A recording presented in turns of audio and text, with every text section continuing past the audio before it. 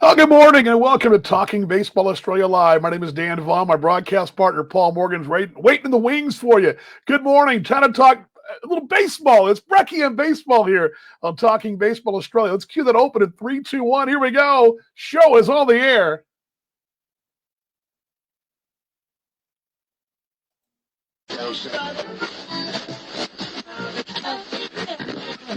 It's Talking Baseball Australia.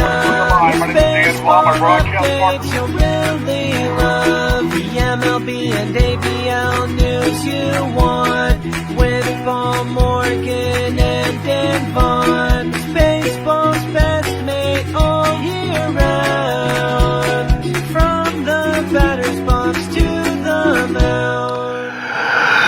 Well, good morning to you, and welcome to Talking Baseball Australia Live. My broadcast partner, Paul Morgan, is going to be joining me. I'll bring his mic up, and we're also got our guests coming up in just a moment as well. Going to bring that to you. Good morning, mate. How you doing? Can you hear me? All good in the West? It's all good in the West, DV. Spring is in the air, and baseball season's around the corner, I suppose. So it's all well. Hopefully, baseball season's around the corner. So it's all, and NFL's about to kick off as well. So, well, what a time to be alive, DV. Yes, it's a good time. Got all kinds of sport going on. The link here, I'm actually going to put the link up on the screen just real quick because we got Adam Dodd from Sydney going to be joining us in a moment, and I'm going to put the link on the screen for him. We're having a little trouble getting him live here, but he's going to join us off the top of the show as we start a couple minutes early. Adam, if you can see this, there's your link right there. Yeah, just go to the link and we will get you on, my friend. But waiting for him to, as soon as we get the word that he's there, we're going to go ahead and bring him on. Before we get to going too long, let's go ahead and tell you what's on the show. I mentioned Adam Dodd, CEO of the Sydney Blue Sox. He's going to be our headliner and going to get right into what's been a pretty busy time for him. Got some good questions from the league as well for him to dive into from Paul and I. Also, we're going to catch up on what's been a busy. These waves keep coming to us, don't they? I mean, you think, oh, it's going to be a quiet week. Here comes more stuff. You got Unsworth, big story there. Boom, here comes New Zealand with 5 more names. It's just a wave of things going on. Players being signed, and we're going to talk a little bit about some of the Indy alums as well, making some news. Also, Liam Hendricks. What's he do? Just gets an ESPN, the magazine, and just keeps getting better and better, notching saves left and right. And of course, your questions and comments throughout the show, we got them for you right here as we wait for. Let's see here, Paulie. I'm just actually checking here as I. Let's see here. But I just say, Dan, one of the bigger weeks in the ABL. I mean, and that was the thing that struck me so much this week. It was started off with Dylan Unsworth, which was I think very much unexpected for you and I, and for a lot of people, particularly out west. I think a lot of people thought that that number one pitcher would be locked down for another season in the West, and then the Tuatara come along, sign some players. Melbourne announced a couple of players. Glass now as well. The Tuatara get the Adelaide Giants steal one from Auckland. So big week, but not as big as the Sydney Blue Sox, DV. No, they've had a busy week or two. Their headlining's worldwide, and Adam Dodd, the CEO of the Sydney Blue Sox, kind of have to take he's busy. Appreciate your time, Adam. How you doing, mate? G'day, mate. How you going? Good, man. I'm rocking and rolling. Probably not as excited as you are. Your ball club not only making national headlines in Australia, but you're making worldwide headlines in North America and any place else that follows baseball. I got to ask you off the top, how busy has it been for you with this whole Manny thing? You obviously, Manny Ramirez has created quite a bit of a stir. You've been pretty busy. Yeah, look, mate, September, Octobers tend to be our busiest time of year anyway. Throw in the worldwide Manny news and everything else that's going on with opportunities around the world for players. Mate, as I said to you this morning, I can't even get into my office today to have this chat. I'm on the road. I'm moving. It's all good, mate. I love it. So no complaints. Adam, how did Manny? Go ahead, Paul. Sorry, I was just going to say, Adam, how did Manny come about? Was that they reached out to you? You sort of reached out somewhere, and how did it all sort of? And then, of course, you have news that you pay 10 times the amount of money, which is probably not exactly accurate. But how did it all come about to him landing at Blue Sox Nation? Yeah, the whole positive mindset just went the opposite way when you mentioned that report. Yeah, look, good question, Paul. Mate, as a Red Sox fan, I was excited when Tuatara announced that they'd signed Manny, and great for our game, and I'd probably get to watch him once or twice this year, and et cetera, et cetera. Well, a few days later, our organisation, through one of our other emails to our GM, asks if we're interested in Manny, and I get forwarded the email, and I'm like, "Are we interested?"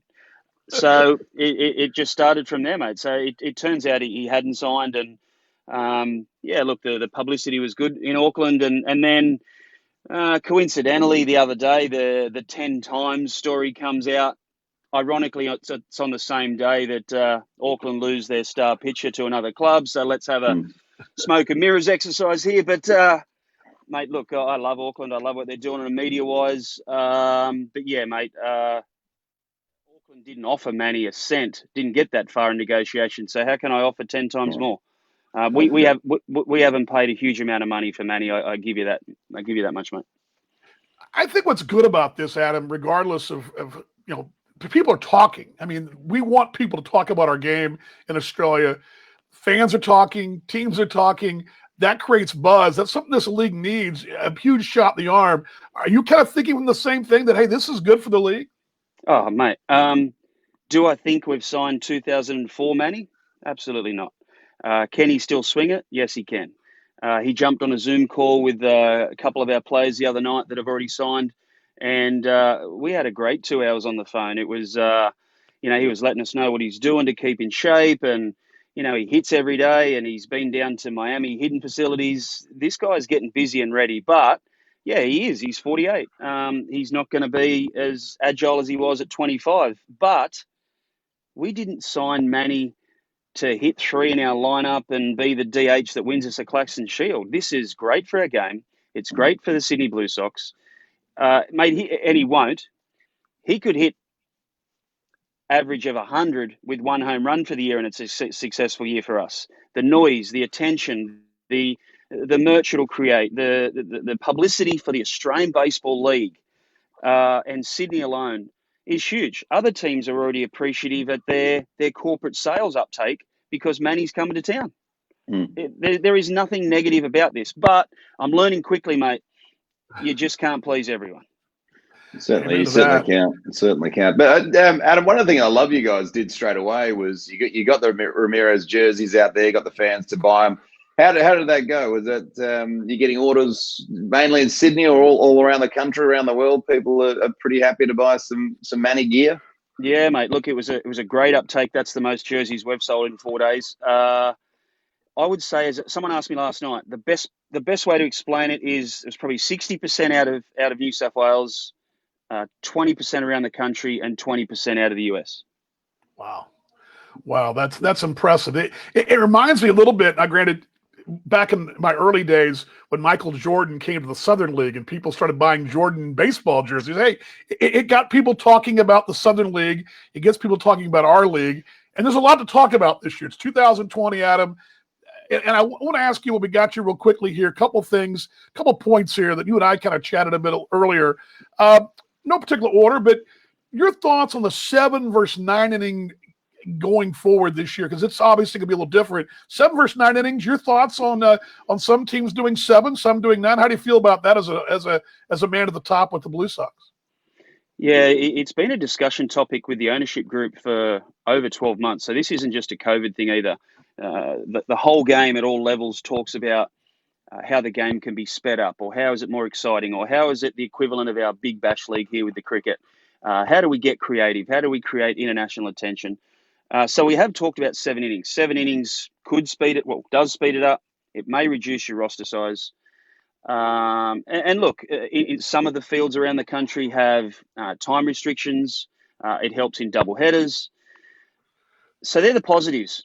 But for me, I'm still the traditionalist that wants to see my starter go 5 or 6. I want to see a setup guy, and I want to see someone come in and close the door in the 9th and just blow doors off with velo. But yeah, and it's probably one of the reasons why I was happy to be a part of the Australian conference and not do the 7 innings hub scenario. I still love 9 innings, but what I do say to the other owners is I'm not critical of your decision to go 7. We'll talk in March and we'll work out what's best for our game.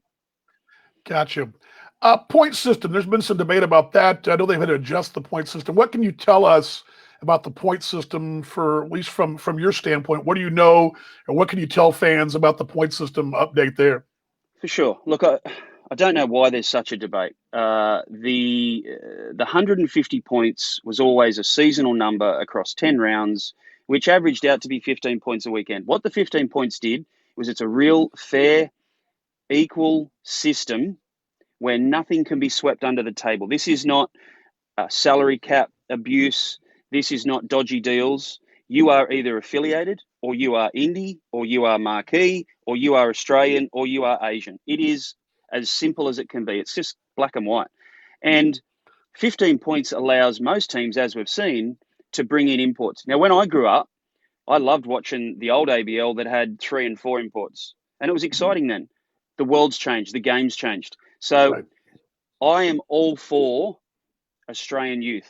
I've got 5 young kids, mate. This game needs to be here for me in the future. I'm all for development, and I'm all for the Australians getting an opportunity. But it's the state's responsibility to develop players. It's the professional league's responsibility to produce a professional product. Now, that's not to say that I'm all for 20 imports and 2 Aussies. I definitely don't do that. You see that by my rosters. But has our game improved from a standard perspective in the last 3 years? Absolutely. Is it going to be bigger and better this year? Absolutely. And it's the points that did that. The ownership model with some money, potentially, but the points allowed that. Now, to go a step further and to answer your question, yes, we talk about making sure that Australian baseball doesn't become French rugby. We know that. So the 150 points was a pendulum swing to the extreme. Without going into great detail, it's been brought back a couple of months ago to 140, and we'll talk about pro rata in a second. But there is even on the table what that number looks like in the next season, and it is less than that again. So instead of us going pendulum swing and then virtually the opposite way and going from a heap of imports to then trying it with none, we're going to pull this back gradually. So if anyone's got a problem that the 140 points is still too high and we don't develop enough talent in Australia, we're getting to that. But we're just going to make sure that we get the level of baseball that we have here now. So then on the second point of that is, yes, it's been moved 10 points less this year. 10 points doesn't sound a great number. It does make a difference between getting an affiliated guy or an indie guy for the season. It can make the difference between trying to get a marquee MLB guy and getting an affiliated guy. It does also still mean you need to attract your Aussies.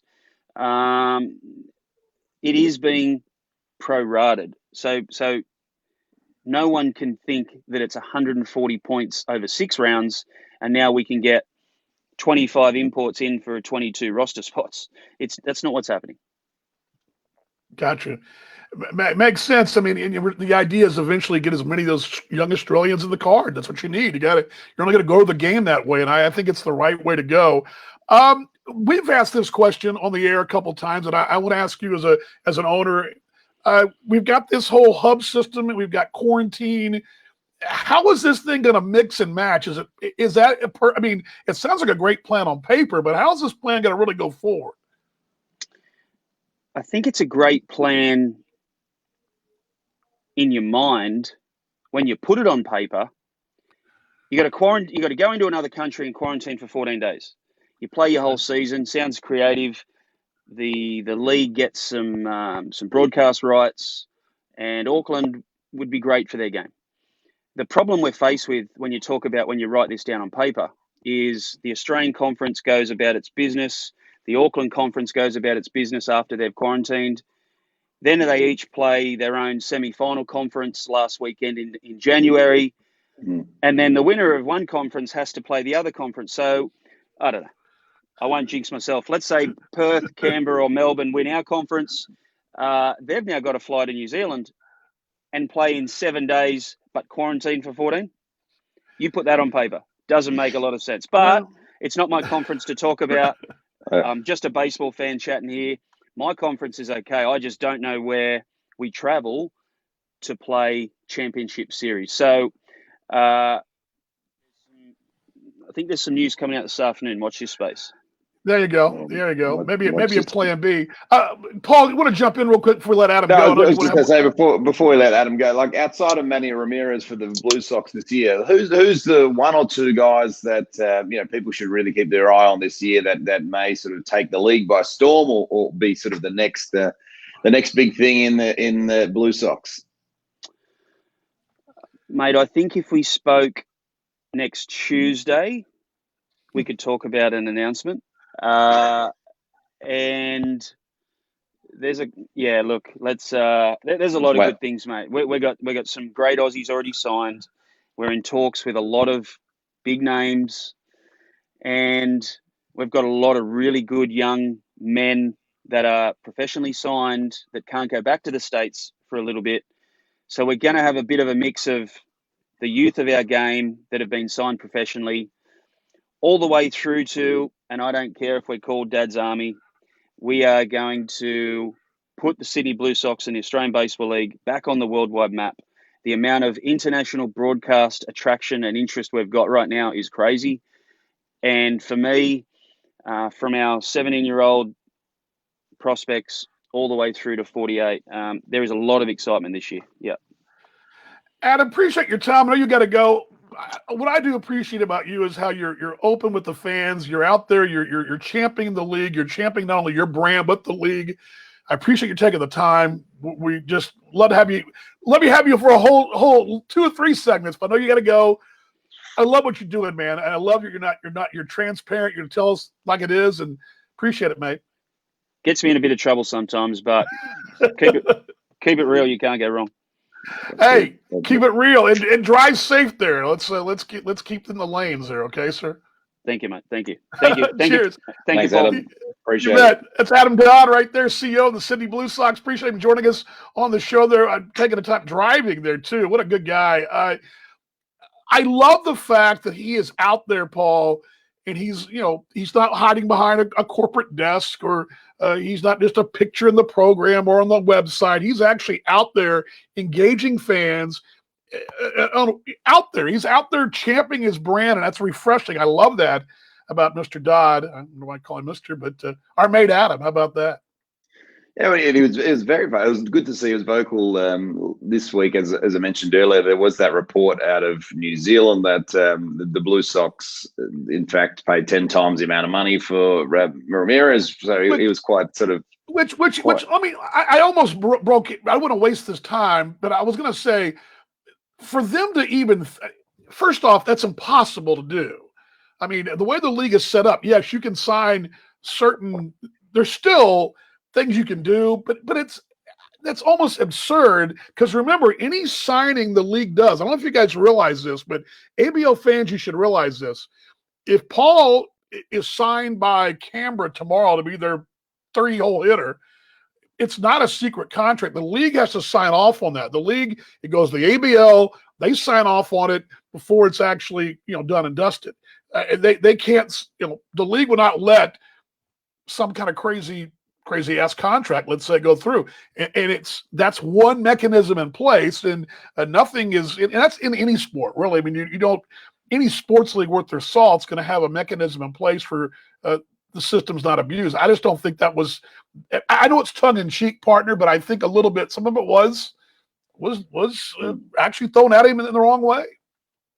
No, I think a ridiculous contract would be me hitting in the 3-hole for Canberra. That's for sure. Okay, well, I mean, all right, well, I'll let you bat. Well, unless the other teams are playing Canberra, they'll have a good easy out. But yeah, I meant to do this. I was all excited about this. I was so excited that I got it working. I meant to do this.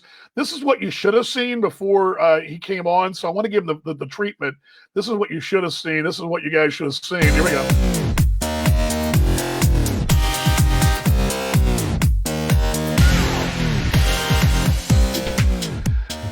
When you hear that, that means it's special guest time, or it's something you hear on Call the Pin, which we actually replay those over the weekend. So I learned it an assistant partner. I had to at least play it.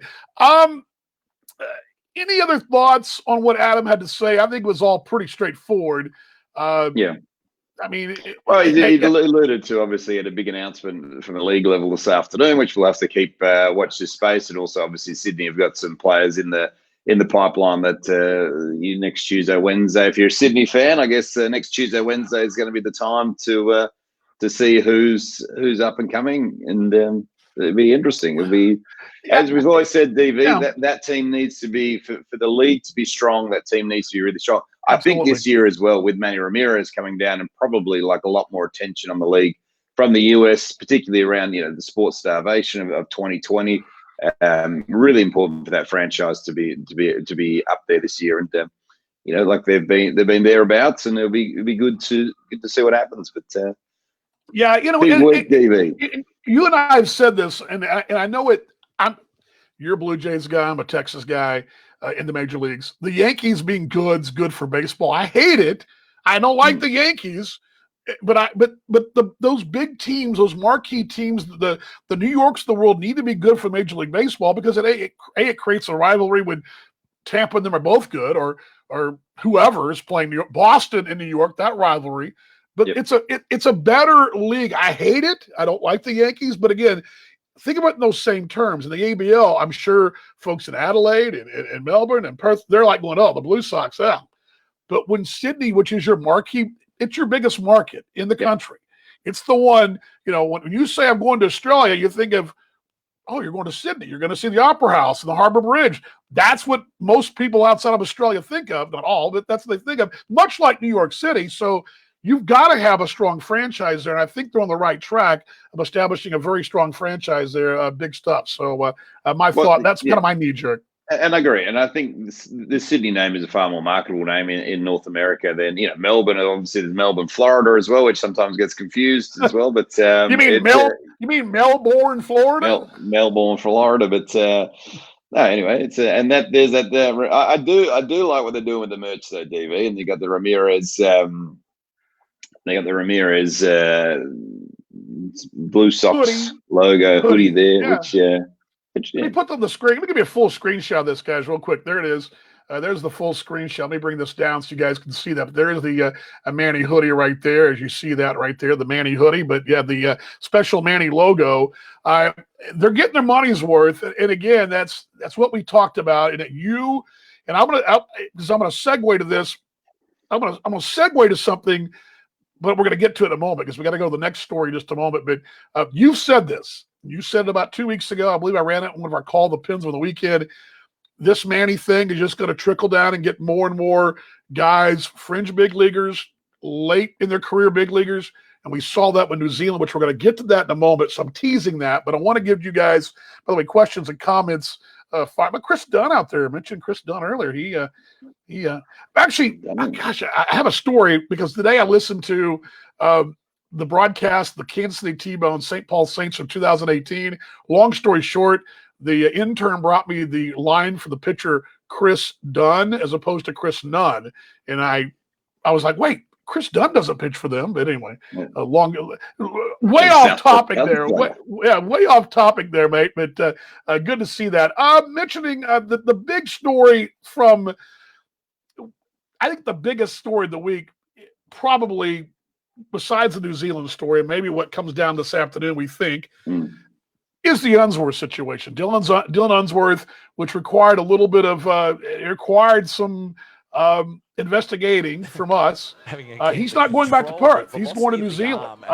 Coming out is nothing after the Tuatara signing him. The Brett pitcher of the year last year in the league was the best pitcher by far, dominating the league strikeout wise. The guy was phenomenal.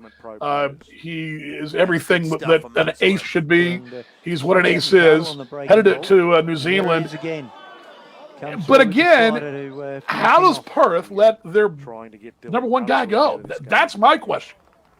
Am I going to get in trouble for that? Well, no. I mean, I think like he'd Again, probably another very good pitch. you'd have to say that he would have been the first person that you'd want signed for the year because he was the number one guy on the rotation, and the best pitcher in the ABL last year. So I think it's a fair and reasonable question. Like as you said, we've dug deep on this one, DV. We've got a couple of different versions, so like hard to say what actually was. I'm going to give you guys what we reached out. Now, here's the situation. I'm going to kind of give you an overview as Chris working with the Bulls too. Here's the overview here. I'm talking Baseball Australia, baseball's best mate. My name's Dan Vaughn. Paul Morgan with you here on this Friday morning. Glad you're along. Thursday night in the States. Here's the situation. Okay. Unsworth, his camp is telling us that he reached out to Perth and didn't hear back. That's what we're hearing. He called basically his new agent. He signed with a new agent, which is something we've also heard about. His new agent reached out to New Zealand, to the Tuatara, and they said, "Yeah, come on and play." And that's kind of what his camp's saying. Here's what the Perth said. I reached out to the Heat organization. This came from the Heat themselves. I'm just going to read this for you guys on the screen. This was the question I asked. Did you make an attempt to re-sign Unsworth? This is Perth Heat did speak to Dylan, but with confirmation of this season's salary cap, we're not in a position to make any further commitment. How can you make a final offer when you don't know what the salary cap will be? All Australian competitions have a reduced salary cap this summer because of COVID-19, and we know the exact adjustments for the ABL. We must be mindful of the roster and our Australian talent there, and that came directly from the Heat right there, and that came from the Heat right there. Did your thoughts on that comment? It's hard because we do know that he signed with a new agent, as you mentioned, and the signing with the new agent. I'm sorry, that actually came from Steve with the Heat. That's why I shouldn't even. I just gave you Heat. I just said Heat like the Heat are a person, but it was drawing a blank here. Help me out, partner. Steve Nowakowski, CEO. Steve Nowakowski, CEO of the Heat. Steve, I'm sorry, mate.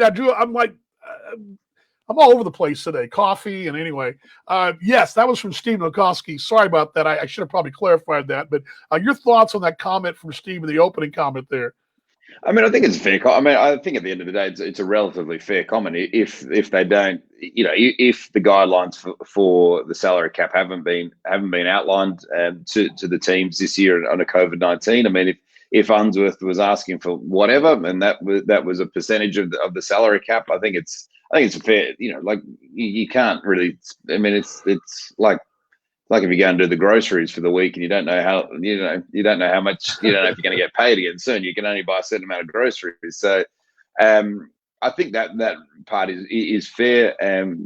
How much of it was a new agent with Unsworth wanting to make a splash? I don't know. Like, I guess it's one of those instances that we look at and go, from a Perth perspective, got to be really disappointed that you haven't signed Unsworth. You really got to be disappointed because he was as I say, the number one guy, probably the first guy on all the saying that from a Dylan Unsworth point of view, his value was probably the highest it's going to be in the league as well. And new agent probably went shopping, and the Tuatara may well have had the money in the bank to do it. So it's and we all know it's and from an exposure point of view at the same time.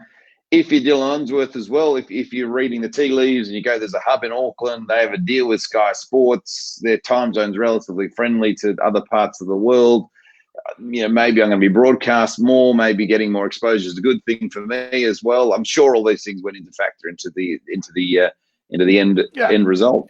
And I want to throw this out there too, because I don't know if this is not something that would be publicized, but I know this has been the case a little bit with bringing in import players, the American Association.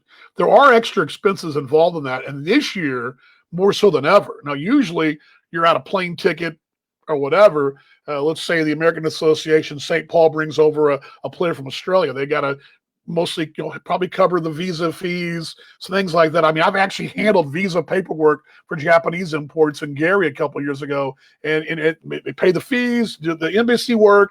You've got to. So this year with COVID, there's going to be extra fees and extra things and extra loopholes and extra legwork and extra paperwork and extra finances probably going into it. So that probably goes into it.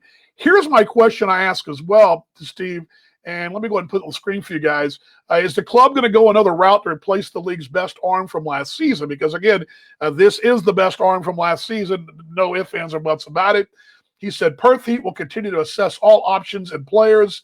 This will be an interesting summer, new conference, a change of schedules, reduced salary cap, and potential travel restrictions. It's something that Adam Dodd mentioned a moment ago in the whole bubble versus the Australian conference thing.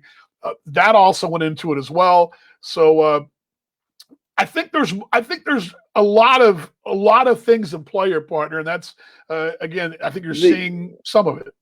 And I think the biggest positive from a Perth perspective, though, is they're probably the only team right now that could have a homegrown rotation, and they've got a lot of good local arms as well. So I guess DV in so many ways, exactly. They paid 10 times more than they did, as Matt says there. So look, I think if you're a Heat fan, as disappointed as you'd be with Unsworth not in the team this year, I mean, straight away in my mind, you go, well, Tom Bailey will come back for a better season from injury. You've got Connor Lowry, of course, back. Yeah, I'm not sure the status of Jake Baker as well, but Jake Baker was a prospect as well. Mitch Neuenborn as well. There's a lot of guys there. Yeah, Jake's actually stateside right now. He can't get back, but he's still stateside in Florida after the Tigers did their shuffling with their minor league affiliates and didn't release their players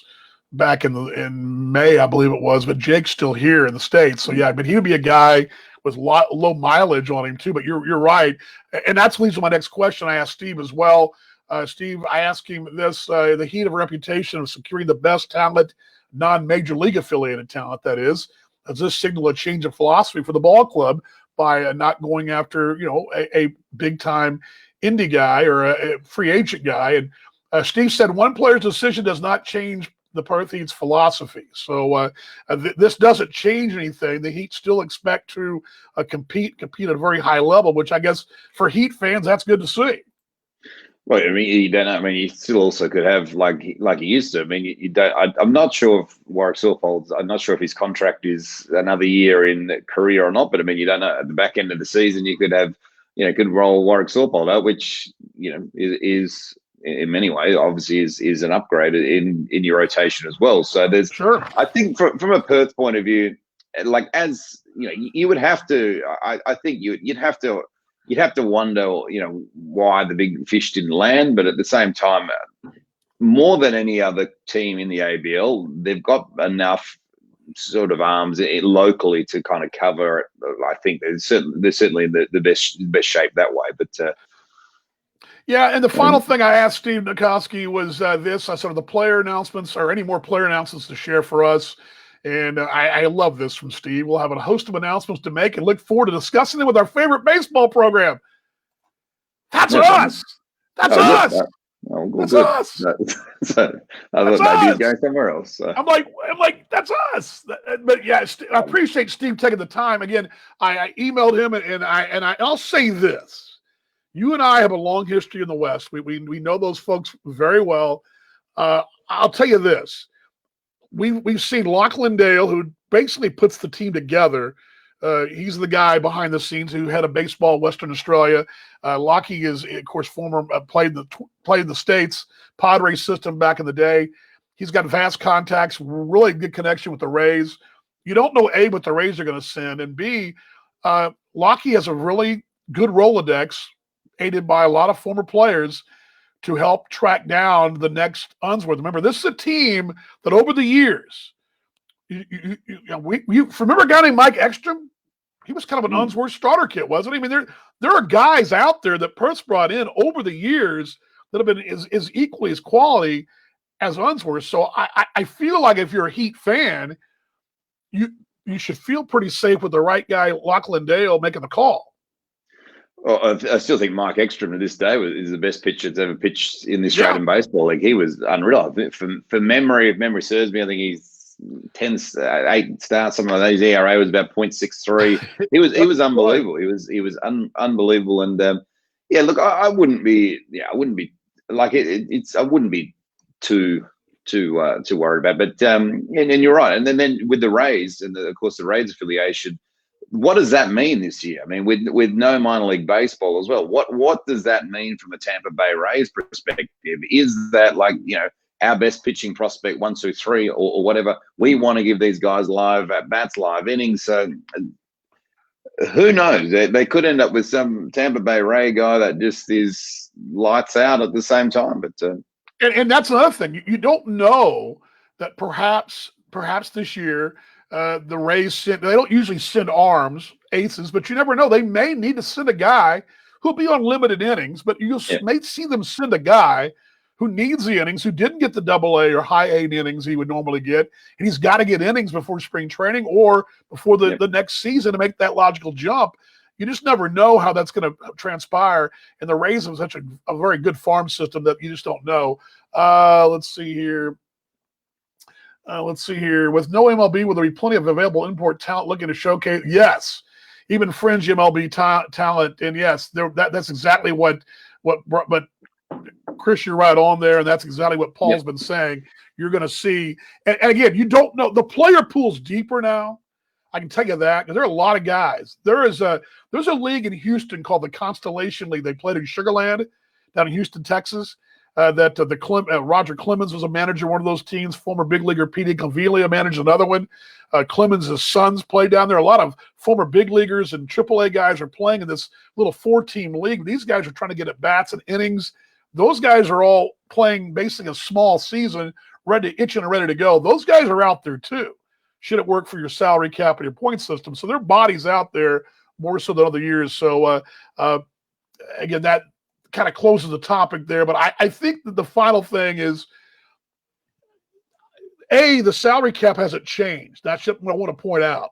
The salary cap did not change as of yet. Now that still could happen. There still could be adjustments, but at the moment, the salary cap still stays $110,000 on the ABL. So there's no lower cap at the moment. That's the only thing that I'll throw out there that's still, now that could change, but as of right now, that's the situation. So as far as what do you think, DV? Just a final topic on this, because of the team he's going to the Auckland Tuatara, as we know. So he's going to, presumably, if that hub goes ahead, he's going to pitch 7 innings. It's a 7-inning ball game. So presumably he'll pitch a minimum of 6 innings of those starts. Many times probably 7 if time permits, and if the lead is.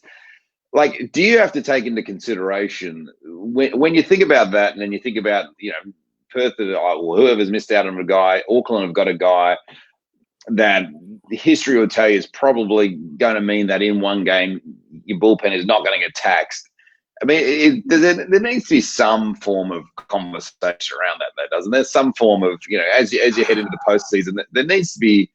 But then, and I know the 7 versus 9 thing, but there does need to be a bit of a town hall meeting at some point around the strategy of that. I think so, because again, we've talked about this, and we use Graham Lloyd as an example of former big league with the Yankees. His role in those championship Yankee years was a setup guy. He was a matchup guy late in the ball game. If your starter got you 6, and as Adam Dodd said a moment ago, he's a traditionalist. Wants his guy to go 5 or 6 innings. If your starter goes 5 or 6, and you're only playing 7 innings, well, suddenly you could have multiple closers in a doubleheader and have some depth there. Or let's just say a guy only has to go 5 innings now, as opposed to 6, or maybe only go 4 innings to get a 5th inning guy and a 6-7. I mean, you've got options there. What it does, it shortens the ball game for your bullpen. We're in a big league game or a normal 9-inning ball game, 6 innings. Okay, your starter's out in 6. You got 7, 8 to get to 9. Your closer's your guy. It's those 2 innings. It's that extra 6 at bats or extra 6 outs. Suddenly it goes from an extra 6 outs to an extra 3. Perhaps if a guy like Unsworth goes out and tosses 7 strong complete, you don't need your bullpen. Yeah, it does, and I've seen it happen in the American Association. I've seen it happen firsthand where double headers with teams with studs that are starting, can go out there to a complete. You see these guys get complete ball games going 7, saving your closer, saving your bullpen, and you wind up with game 2 of the doubleheader. Your guy goes 5, and you got your bullpen position to go 6 and 7, and you sweep a doubleheader. I see it all the time. It happens. Those teams that have that strength in the bullpen and have a great starting pitching, you just shorten the ball game down. It's simple math. And that's the one thing I think Adam was saying as well. I get, and we talked to this with Cam Vale, I get why they're doing it. I understand why they're doing it. It works for the TV situation. And in 2020, we need that for our game in Australia. But from a strategy standpoint, Unsworth is probably going to save their bullpen at least one ball game a series. And I'd put him out there and say, you know what? I'll roll him out there the doubleheader, or I'll roll him out there in the opener, and I might even bring him back to work an inning or 2 on Sunday. Heck, why not?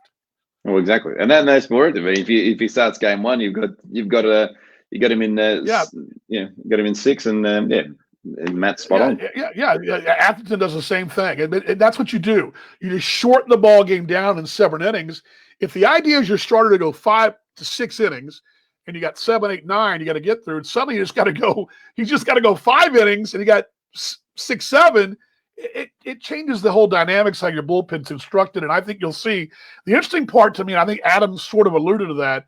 What happens in the postseason? We're kind of got off topic here, but what happens in the postseason when these teams meet up, or when other teams meet up? A busy week in Auckland as well. Those boys have been busy signing not 1. Not 2, not 3, not even 4, 5 former big leaguers led. The main name, the guy that I think everybody's going to recognize off the bat, I think, was going to be Eric Young Jr. Be the first name. He's kind of a marquee name, although I sort of think really Justin Grimm's kind of a big name because he was most recently in the World Series. So I think that also is probably a pretty big deal too. Danny Valencia can play, Dave. I used to watch him a fair bit of Toronto. He can play. So this is what you talked about a couple of weeks ago, that this Manny Ramirez door opening, and what we talked about, because again, we're talking about Chris Dunn, our mate who was with us in 12-13. These guys didn't come over to play in the ABL back then. No. This was not something we talked about. Guys who are going to make it in the big leagues maybe one day. Very rarely. Now, Luke Hughes was the exception. He was an Australian, but you didn't have a lot of U.S.-born players coming over, big leaguers playing with the ABL. Now, it's pretty common. It was that way last year to a degree, especially when Adelaide and Melbourne both reloaded with a couple of guys in the big leagues. And now you got Auckland. Somebody's doing something there. Somebody's got a speed dial to somebody over in the States. Yeah, I agree. And Eric Young Jr., still got some mileage on the tires.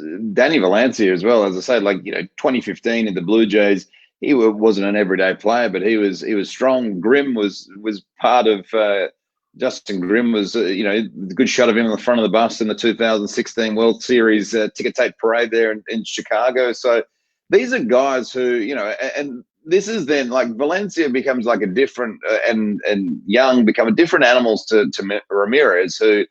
We probably think Manny is at some level, but you mean to tell me Justin Grimm won't get a few big outs as well? And then all of a sudden you've got him as well as Unsworth in that in that pitching stable. Valencia's going to hit a few balls out as well. Young may steal a few bags along the way as well, DV, and it's you're putting together a different model. And you make a point too.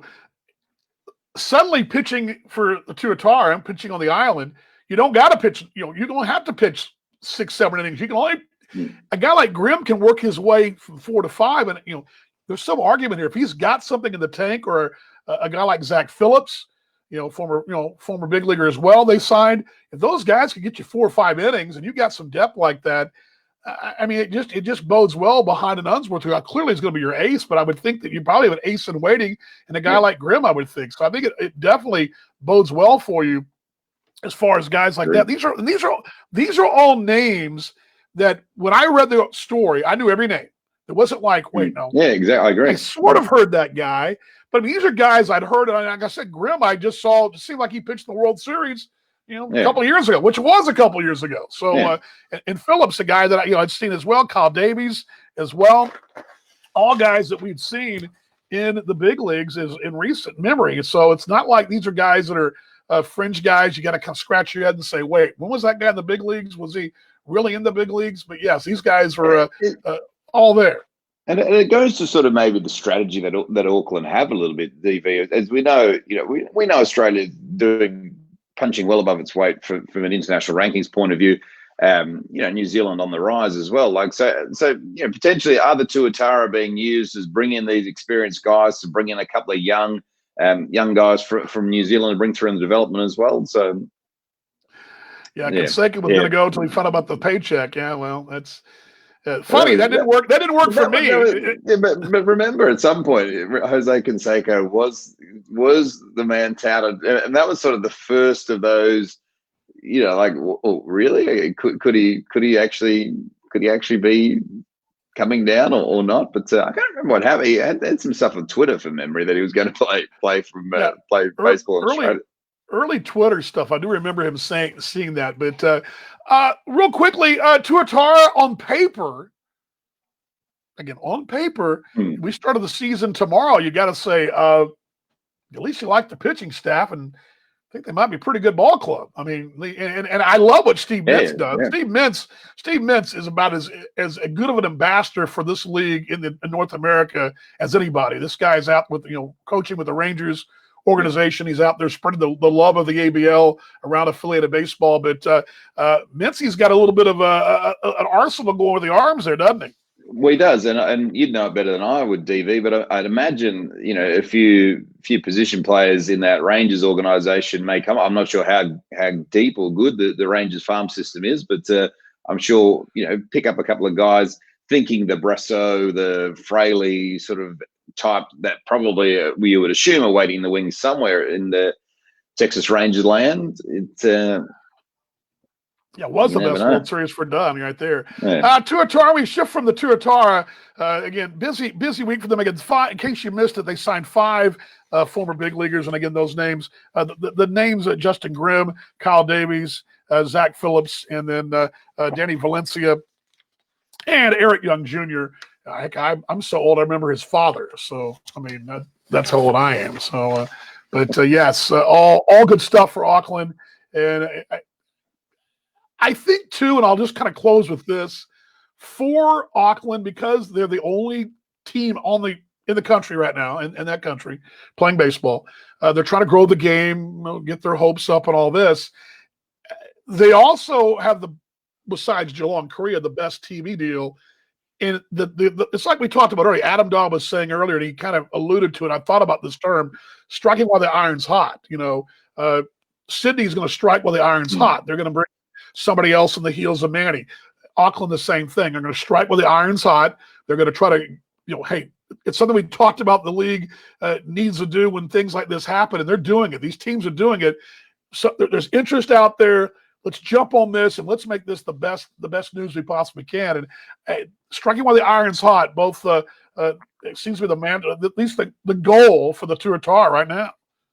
And it'll be interesting as it moves forward because Tuatara probably have the most friendly time zone for North America in many ways from a broadcast perspective, and Perth probably have the most friendly from an Asia point of view. So it'll be interesting. It'll be interesting to see whether guys, like some of the future thoughts are like, I'm going to go play for Perth because more people in the Asia time zone are going to watch me play, or I'm going to play for Auckland because more people in North America, depending on where you want to go. So it's interesting, but to think in, the ABL these days, DV, when we said about this show, relaunching the show, 6-7 weeks ago, or 8 weeks ago, when we took it off dry dock, we thought we'd be predominantly talking about Major League Baseball, but here we are. This is a show packed full of ABL, and we've still got more.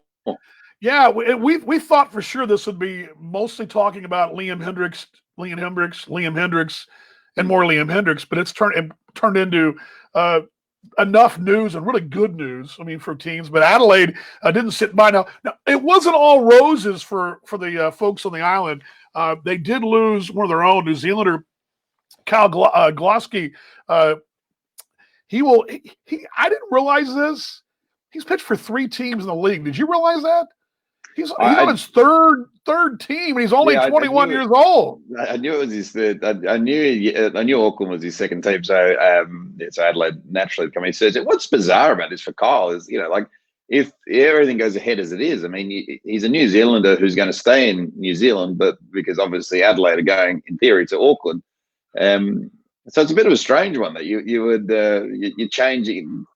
Because this hasn't really happened in these bubble scenarios so far. We haven't had trades and whatnot in these bubble scenarios. So you've got, a guy who's playing at the same stadium as he did last year for a different team in a bubble environment. But this is a big pickup for the Adelaide Giants as well. Yes. They've done quite well from and I wonder from a Tuatara point of view, what came first? Did they know they had Unsworth, and then Kyle decided that, maybe my place based on the players you've signed is not best to be at Tuatara Nation, and I might go to the Giants? Or did the Tuatara know that Kyle was going to sign with the Adelaide Giants, and that sped up the process to sign Dylan Unsworth?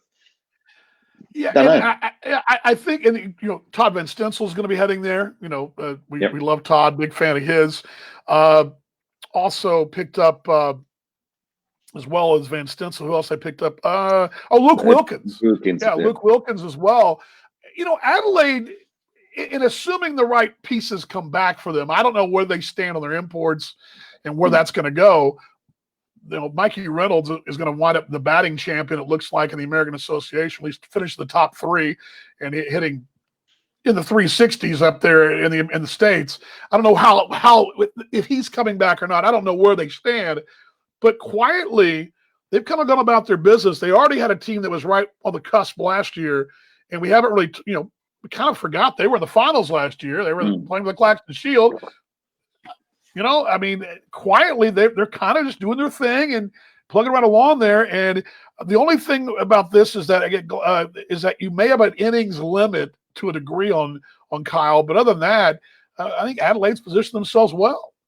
Well, agree. And Aaron Whitefield hasn't had as much time probably at the Twins that he would have loved. So you assume that you might get a fair bit of work from Aaron Whitefield as well out there in center field for the Giants this year as well, if all things go well. And it's pulling out to be, maybe in the next couple of weeks we'll have to start doing a power rankings DV based on these signings. But the Giants, I agree, they've just chipped away at doing some really, and they've kind of flown under the radar a little bit. But Van Steensel sort of helps out their bullpen a little bit, and Wilkins as well, and add Kylan as well. And if you can get the Jordan McCardles and the Mikey Reynolds, if he can come back, and Aaron Whitefield and these guys, and Tank, a great manager as well.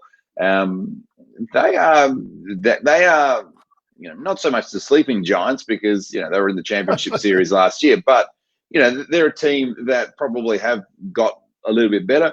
We haven't heard a lot from Melbourne. We know that obviously D.C. Miguel's going to be the manager there, but Delman Young, whether he comes back or not sure. Luke Hughes, of course, in retirement. Peter Moylan in retirement as well. So, Adelaide just chipping away at they're a good ball club last year, a really good ball club. Speaking of the Aces, I'm going to talk about them just briefly here, but one more connection with this whole deal. Remember that Glasky also is part of the Philly system. Yep. And I believe, actually, well, Matt, you're right on with me too. You're right on the same page as me. That I believe Chris Adamson is a coach in their minor league system too. So he's going to be being monitored for innings, and the Phillies probably feel pretty good. I'm sure the Phillies had a little something to do with this. Hey, let's let one of our coaches sort of monitor what's going on with this guy. It's all pretty, especially when you don't pitch you don't pitch any innings in North America during the MILB season. But I forgot to load the Aces logo in there, but there's the comparison logo right there. New logo. New one right there. Don't forget, we're all talking about Auckland and Sydney, but don't forget these guys in Victoria. They won the whole thing last year and pretty convincingly. I mean, what we saw from them in Perth, and I saw them in the finals. And what they did to reload that roster in the back end, and what Alan D. San Miguel will inherit. Don't forget, these guys won a Shield last year, and I would think through all this mess, you got to figure they're still odds-on favorites. I mean, you hadn't even mentioned them yet. Well, the one interesting part, DV, if they go down the same like route as they did last time, where they, like Nate Sampson, you were always talking highly about their independent ball players for the Melbourne Aces. If they go down that avenue again and they decide to go predominantly independent ball players, and it turns out that independent ball players come up trumps from the Claxton Shield perspective against veteran MLB players, then you've got a whole new. I guess you got a whole new debate as well on what pool you're fishing on if you want to win a Claxton Shield. I mentioned that they did make a couple of moves that Melbourne did. I meant to mention this earlier that. And I meant to ask Adam about this, but John Gessner signed with Sydney, a young man who's from Manly, I believe, but signed with Sydney. And that did mention that earlier, but want to throw that out there. But a young guy, 20-year-old guy, going to be with that Sydney club. And you need those young 20-year-old Australian players. You need them younger than that even. Get them in the pipeline. Aces, though, the reason I didn't say much, but Cameron Gibbons, who we saw last year, I mean, he made his debut in Perth, I believe. We were there. In relief, and then Jeremy Young, both are back with the Aces. So a couple of not their marquee guys, but these are guys that provided depth for them, and they're younger guys and guys, Australian guys, are going to be back. And that's, again, we got to remember, as you construct these rosters, as you put these things together, it's very important to have those younger guys and have those. For every Manny Ramirez you have in your ball club, you need those smaller pieces that complement your roster. And these are a couple of young men that are getting back together again, and good to see as well as they join John Kennedy, Josh Tolles, and Blake Townsend, have already been confirmed by those Aces. So good for them as well. Yeah. And I was going to say, Josh Tolles, we always talk about, we wax enthusiastic about him, and good to see he's confirmed there as well, because it could have been a chance with the Phillies connection potentially that he headed back to Giants land, but he's still, in my mind, and I'm sure in your mind, DV, as well, the best arm out of the bullpen in the country. So it's still chipping away. Yeah, I'm as I see these rosters take shape for the most part. I mean, I look at Auckland, and then looking at Adelaide, and looking obviously Melbourne and Sydney. They're all delicious. Now, some of the teams have made less noise. Perth, for example, still kind of hasn't made a lot of noise. But Steve told us earlier that they were making some noise. Brisbane hasn't made a lot of noise either. Ryan Searle is pretty much the only marquee name. But again, he's a guy that's, you can count on him pretty much every day anyway. He's one of those guys, a mainstay. Canberra, quietly, Tucker Nathans is back in the fold. Boss Manaroa, Steve Kent, Frank Gailey, a couple of guys like that, Robbie Perkins. And they've got some names out there. But I look at these names, all these guys that have been signed by the ABL teams. I'm kind of excited because this could really, I mean, I've never been this excited early on. Now, granted, I got to tap the brakes just a bit because we don't even know if we're going to play ball. But assuming we play ball, you throw the traditional names you see in there plus the new names. This is going to be a lot of fun, man. Yeah, it is, and it's you are right, DV. I mean, it's still sort of. It's still a little bit of fantasy land, if you want to say that. I mean, as I say, now as we sit here, September 11, and we realize it was September 11, but there you go. You do kind of sit there and go, well, our border's still closed in Western Australia. You can't get in and out, but other sports are having their challenges in summer to get teams through. So. Yeah, it's still a pipe dream, but it's exciting to talk about this stuff. Yeah, and I thought Adam brought a really good point up too. To go back to that, but I think he brought a really good point up that that what happens going forward with this whole with these two conferences. I guess my question, and before we dive into what Liam's done this week, I get the feeling that we're now the point. This is been 3 weeks since the fixture came out? 4, something like that. Is that about right? 4 weeks? 3. We're about to test Plan A. I think Adam Dodd raised enough questions, and I think you and I have, that we've got to start asking ourselves. If you start reading some of the tea leaves, is there going to be an adjustment coming soon? And will we see that? We've already mentioned that the salary cap is dropping. We mentioned that. I'm sorry, the point system is dropping. Potential salary cap adjustments, not yet, but the point system is dropped. And the theme seems to be there. It's all subject to change. They can adjust things on the fly as they need be. I get a feeling we're getting close to maybe a plan B. What do you think? Look, I think I agree because, as I say, it's still mid-September. It's hard to envision anyone's getting into Victoria anytime soon. They've increased their lockdown now till back end of October, I think, or mid-October. It's very hard to see that Australian conference in its current. I don't know how you could have any faith in that happening right this second. And we know Cam's a glass half full guy, and that's great, but I would envision that potentially that plan B would be starting to get rolled out or floated, or the prospect of it happening. Selfishly, I'd love to see a hub in Perth. Don't know if that's going to happen or not, but it's.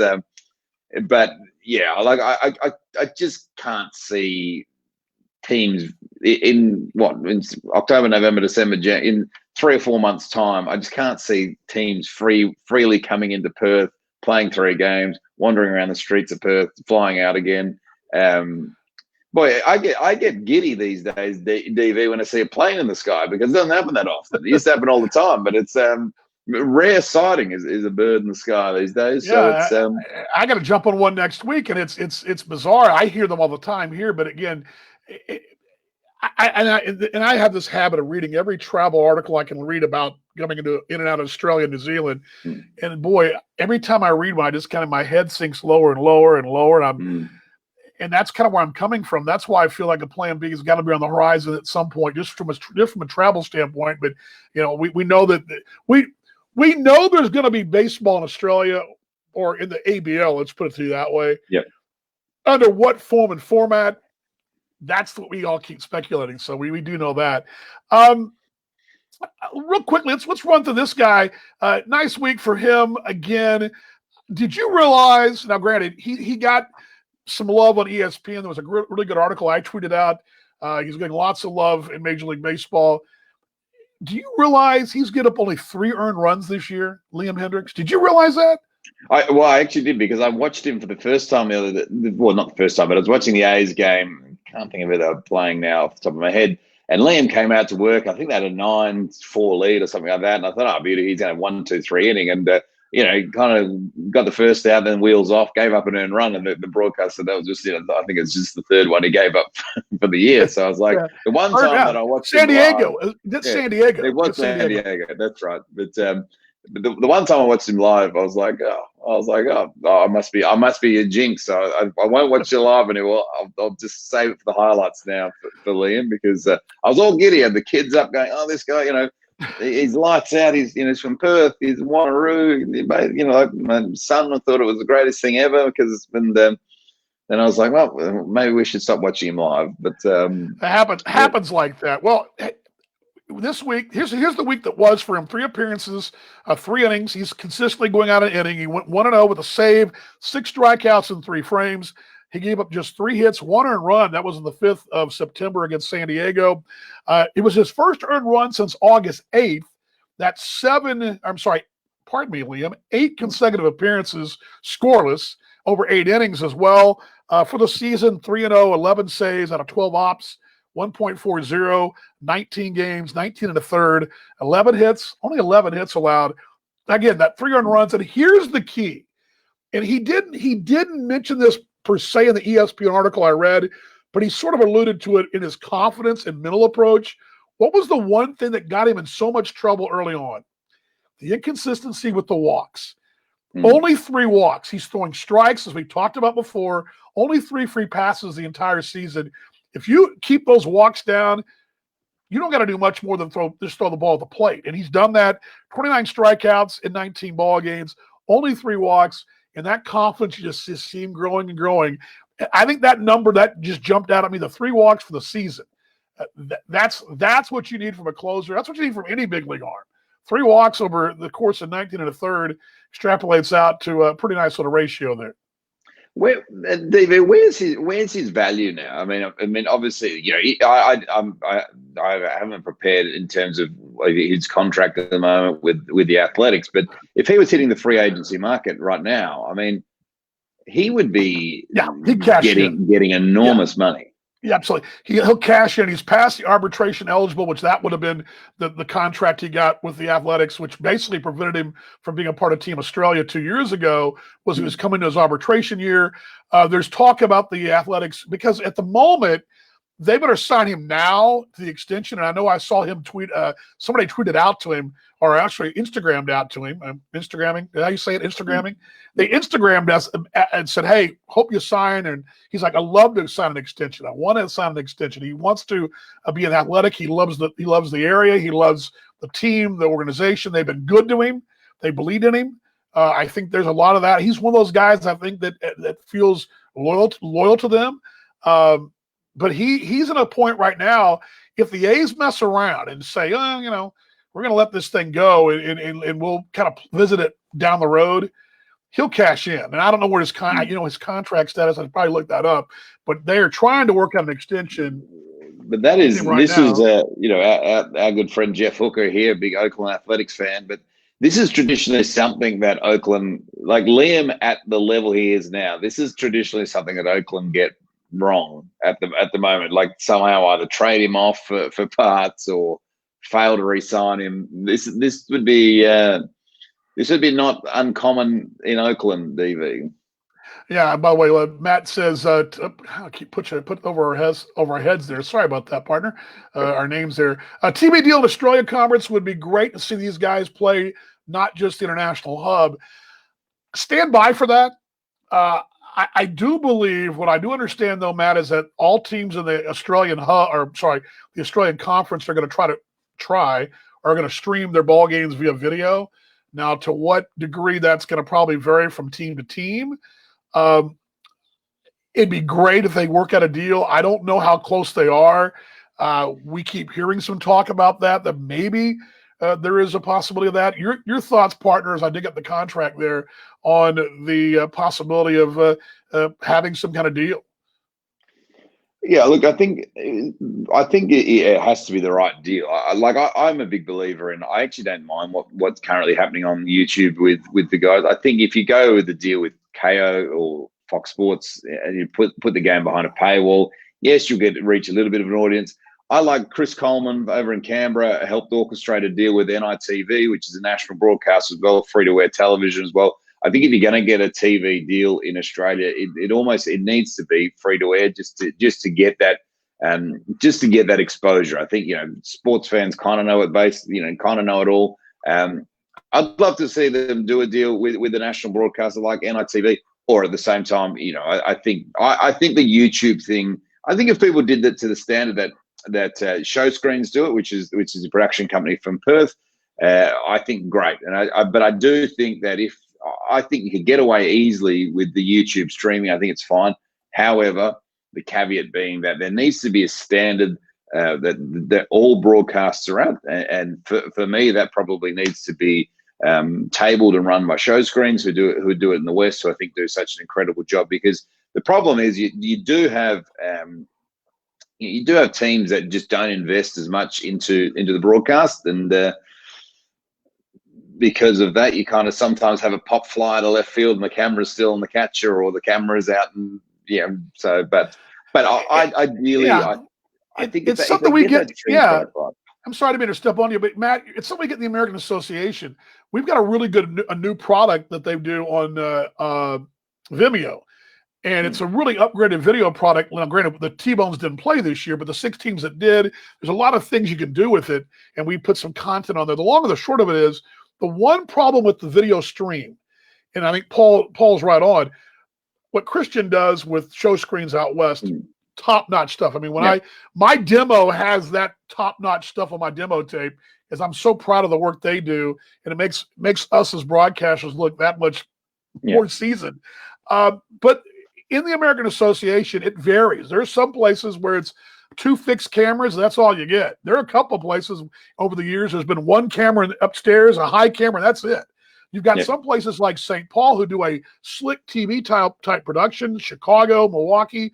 It all varies. And so your product varies by team because there's no standard and there's no league-wide deal. Like in the States with Fox Sports, all the Athletics, for example, their graphics and pretty much their presentation looks no different than the Yankees or the Rays. They're all pretty standard because most of those are regional sports networks and are all owned by one group. Yeah. But when you start streaming video, it's the old adage that Cam and I talked about this a couple weeks ago. Your best team is sometimes your worst team, and vice versa. You got to only strong as your weakest link. And in a streaming situation, that's very important. Liam's contract, here is the contract situation. He signed through 2020. His base is this year is 5.3. He will, with the adjustment with the season, the COVID season, will earn 1.9. That's $1 million US. He is signed through 2020. Well, obviously, and I think, and Chris Dunn just made a mention ago. I mean, if he's a $5 million, basically a $5 million a year player right now, I mean, it obviously starts probably at what, 40% of that, 30% of that, or above that, I would think. I mean, we're looking at probably 8, 9 a year, I would think, for a guy who can go out there and get you outs. And I think an extension would be huge, but he signed through 20. So it'd be an extension, or he'd be out on the free agent market, and it could very easily be a Cub. So, all good. All good. One more note to pass along to you guys. I'll bring Liam down there. A couple notes. Actually, this is an MILB note. It may not mean a lot to you folks watching us on the show, but let me give you a little, this is kind of a tea leaves thing. If you watch MILB and MLB, this news came out that Pat O'Connor is he's the CEO of the minor leagues in the States, MILB. Pat O'Connor, been 38 years in baseball, is retiring. The last, I believe, 15 years, he's been in charge of the MILB down in Florida. And I think you're seeing him stepping aside leads me to believe that what you're going to see is the MILB being run more by the MLB, which is what's been the rumor for a while. MLB's going to contract the MILB, make the MILB smaller, let be fewer teams. MLB will run the MILB. I got a lot of MIs and MLs, but I think the current contraction and the rumor of the MLB running the league probably contributed to that. But Pat O'Connor is a guy that if you guys are watching MILB games online, it's because of him. This whole branding of MILB baseball came from him. The way they sell the game in the minor league level in the States came from him. So if you're watching Pensacola Wahoos or Blue Wahoos, whatever they're called, or Toledo Mud-Ins or whoever, thanking a guy like Pat O'Connor, he's the guy that did that, so he's stepping aside. And then one more note, too, partner, I give you guys this, the American Association. Mikey Reynolds, Coral Prime, both will finish up in the top 10 in the league, hitting in the American Association, as I believe they're still playing tonight. This night's the last night of the season, but Reynolds, I got to pull that up here. I had it batting .332. That's number 2 in the league right now as of tonight. Coral Prime .335 is actually number 2, and Reynolds number 3 in the American Association. So a couple of ABLers over there doing. There's more than that, but that's just a kind of list of guys that are running low. Running short of time. You want to get this thing wrapped up here. We're gone a little bit over, but thoughts on it? Have you had a chance to check out the American Association, partner? I haven't had a lot of chat. I'll be honest, I haven't had a lot of it, but I loved Corel Prime when he was playing here for the Heat, and of course Bosch's as well, and then Mike Hart. So now it gets to the pointy end, and hopefully, DV, we might hear you on the air. Mike Hart and Alex Boshiers are both Heat alums from 17-18. They're playing for Sioux Falls. They're the number 2 team in the postseason, which starts on Saturday. And then the Milwaukee Milkmen are the opponent, and that's who they'll be playing. Milwaukee doesn't have anybody, I believe, in the ABL, no ABL alums, but a couple of Sioux Falls Canaries, Mike Hart and Alex Boshiers. Grant K from Brisbane and Madison Younger from Canberra also playing for those Canaries as well. But they'll be playing best of 7. Yes, there may be a DB sighting in Sioux Falls. We'll just find out. But that would be big. That would be big news, folks. Breaking news. Big breaking news for sure. Any final thoughts on this one? This was a loaded show. A lot to we jumped over all kinds of stuff here, but your final thoughts on the week? I think it's a case of strap yourself in for the ABL. It sounds like there's a big announcement an announcement this afternoon. Sydney got players signing next week, and you'd imagine a couple others will get going next week as well. So Boy, I don't remember the stove being this hot, DV, in the ABL world, and it's just it's interesting and it's great. We didn't I'm even with talk. you. Go ahead. Go ahead. I was just saying we didn't even get to anything that's going on in the world of Major League Baseball. I'm actually great. My final thought of that is I'm still shocked that thing's going, and hats off to Major League Baseball for proving us skeptics wrong. But yeah, some teams may play 5 games, some may play 60, but yeah, they're getting it done. But I think when I'll give you my knee jerk, my closing thought. What this tells me is that if we're able to take a show for an hour and ramble about winter baseball, now granted, not summer baseball in North America, winter baseball in the Southern Hemisphere, which is summer in the Southern Hemisphere, a development league, we're able to take an hour's worth of time and do that. That's something, honestly, mate, 3 years ago, I don't know if we could have done that. I don't think in September we could have done that. We're because this league is aggressive and they're signing players, and getting rivalries going, and getting energy going. We're able to talk about it, and that's the exciting part. Now, granted, we're crying because Unsworth won't be a Perth here. Auckland's cheering. Auckland's all upset about Sydney, and vice versa. All that. It's stuff we haven't had a chance to talk about, and the fact we're doing that is showing you what a great job the ABL is doing, and we're on the right track. And again, like I said earlier, iron's hot, man. We got to strike now. We got to strike now, mate. We got it. And we'll be back again next week, DV, to talk. Yeah, we are. We are. By the way, one final thing. Chris Dunn says, nice to hear you guys. Hope you're still well, mates. Keep in touch. Fingers crossed. Yes, good to see you, mate. Good on you, mate. Good to see you. But, now we're going to announce the time. Is it a time change for us? Time change, yes. 7 a.m. in the West, 6 p.m. in Central Time, and 7 p.m. on the Eastern Coast. Just there's the daylight savings happening in the East Coast as well, and just 7 a.m. helps us kind of get a nice 9 a.m., 10 a.m. start in the East. And it's probably the most friendliest. A little early for the West, but it's good. So 7 a.m. I'll redo all of our logos and stuff tomorrow when I after this, but we'll do that. But a big thanks to you, mate, and always good stuff. Big thanks to Adam Dodd as well for joining us. I know he's a busy fella, but big thank you. He was driving, and I took the time to jump on. Appreciate it. Steve Nalkowski as well of the Heat. Appreciate him taking the time to answer the questions in those hard. And actually, Dylan Unsworth as well. Dylan actually got back to us. We were trying to line him up, and we are actually lining a lot of folks up. We're working on this thing to continue to grow it, getting guests for you guys, get a chance to ask questions. Please share this broadcast, share it with your friends. Our Call to the Pin, which will air the next couple of days, I'll have one for you Saturday, Sunday. We'll kind of rewind the clock on this one. Of course, this show will be archived as well for you guys. So please share it. Tell folks about us. Tell folks about the Australian Baseball League, and bring your questions and comments as always right here.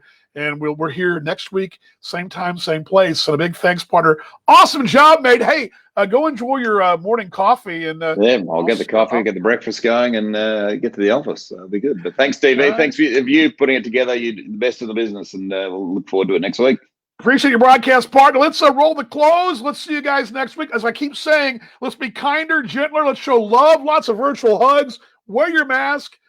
Be good to folks. Let's be better tomorrow than we were today. We'll see you guys next week on Talking Baseball Australia Live. Baseball's best mate all year long. Here we go. The close. The part I dread.